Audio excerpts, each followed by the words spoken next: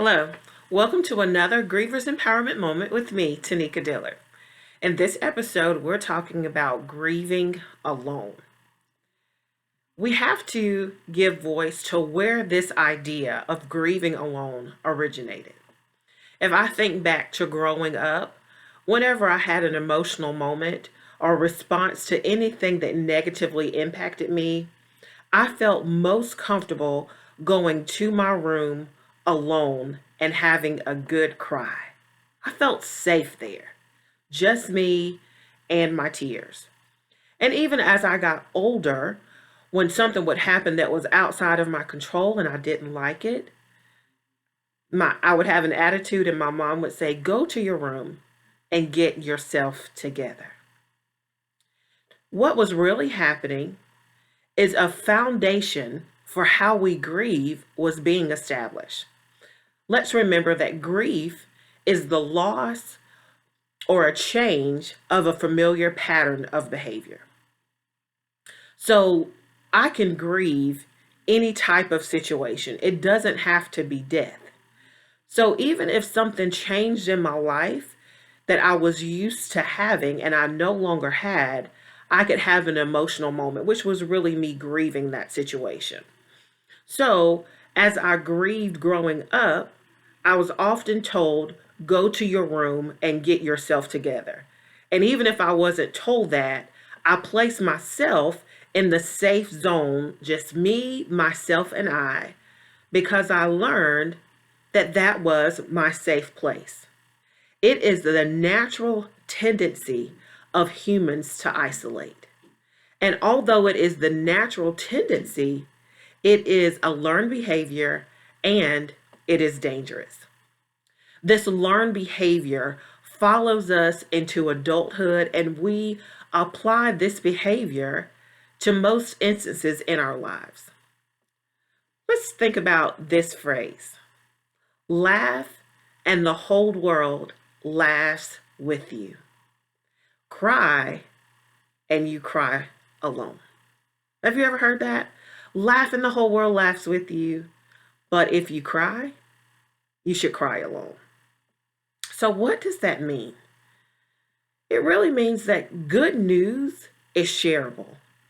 All of the happy, wonderful moments in our lives, the good news, the new, exciting things, we share those. It is the natural tendency to invite people to celebrate the goodness that's going on in your life.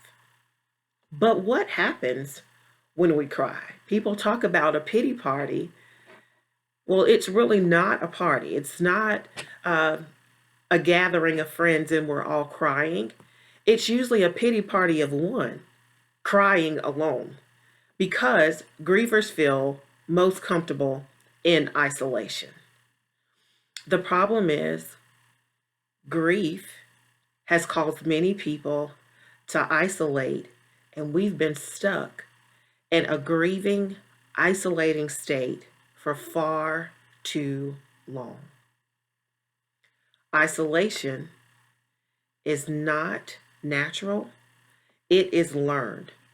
So, whenever we experience death, we are in two opposing emotional states because initially, in that acute grief setting, we are surrounded by people.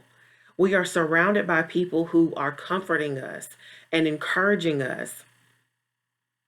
However, days after a funeral, we find a house that was once filled with people and filled with laughter and filled with food. That home is empty and it's cold.